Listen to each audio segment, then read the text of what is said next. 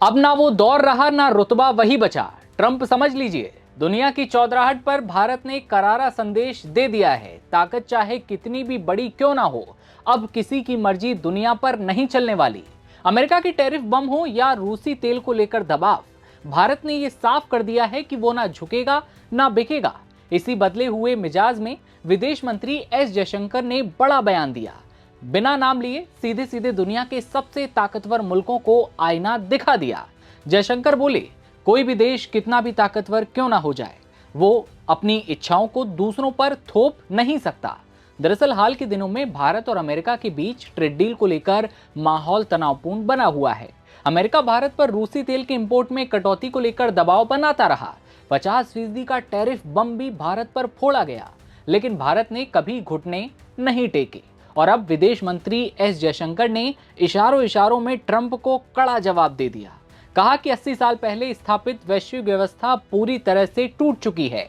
केंद्रीय मंत्री ने साफ किया कि आज दुनिया का कोई भी शक्तिशाली देश वैश्विक मुद्दे पर अपनी मर्जी किसी भी देश पर नहीं थोप सकता, क्योंकि विश्व में ताकत के कई केंद्र बन चुके हैं और उन सबका दुनिया में अपना प्रभाव है।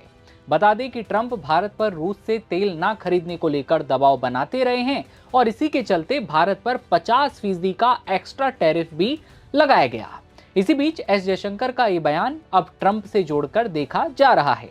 शनिवार को विदेश मंत्री ने पुणे में सिम्बायोसिस इंटरनेशनल यूनिवर्सिटी के दीक्षांत समारोह में शामिल होकर ये सारी बातें कही, जिसे मौजूदा जियोपॉलिटिक्स में वर्तमान अमेरिकी नेतृत्व से जोड़कर देखा जा सकता है। खासकर इस वजह से कि विदेश मंत्री ने साफ कर दिया है कि अब वैश्विक शक्तियों को ये मानना पड़ेगा कि वो किसी भी देश पर अपनी मर्जी नहीं थोप सकते। संदेश साफ है, अब एक तरफा हुक्म नहीं चलेगा, दबाव की राजनीति नहीं चलेगी, दुनिया किसी एक मुद्दे में नहीं रहने वाली। तो क्या ये बयान अमेरिका को सख्त संदेश है भारत का? क्या खत्म हो रही है दुनिया की चौधराहट? जयशंकर ने बिना देश का नाम लिए यहां तक कहा कि हालांकि इस ट्रेड को लेकर वास्तव में वही लोग प्रतिक्रिया दे रहे हैं जिसे कि उन्होंने ही पैदा किया है। इस विषय के पीछे 3 अवधारणाएं हैं।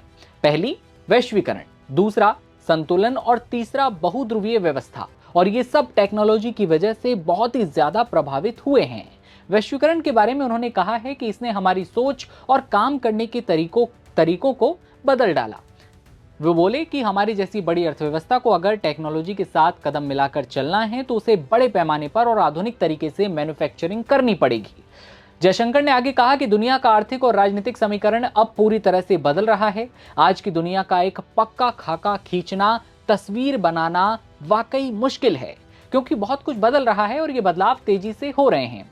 एस जयशंकर ने कहा कि दुनिया के बारे में एक पक्की तस्वीर चित्रित करना अपने आप में एक मुश्किल काम है, क्योंकि दुनिया बदलाव के दौर से गुजर रही है। 80 साल पहले जो बनी वैश्विक व्यवस्थाएं हैं अब स्पष्ट तौर पर टूट रही हैं। इसके पीछे के कारणों पर बात करते हुए एस जयशंकर ने अलग अलग देशों की राजनीति और नीतियों की वजह को एक बड़ा कारण बताया, विशेष रूप से बड़े देशों की। उन्होंने कहा कि कोई भी देश, चाहे वो कितना भी शक्तिशाली क्यों ना हो, हर मामले में अपनी मर्जी नहीं चला सकता और ना ही थोप सकता।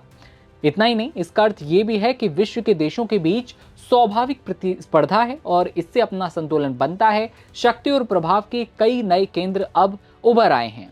ऐसे में भारत और अमेरिका के बीच जो ट्रेड डील चल रही है, उसी बीच जब ये बयान आया तो इसे जोड़कर देखा जा रहा है कि भारत ने अमेरिका को अपना रुख साफ कर दिया है कि भारत किसी के आगे झुकेगा नहीं।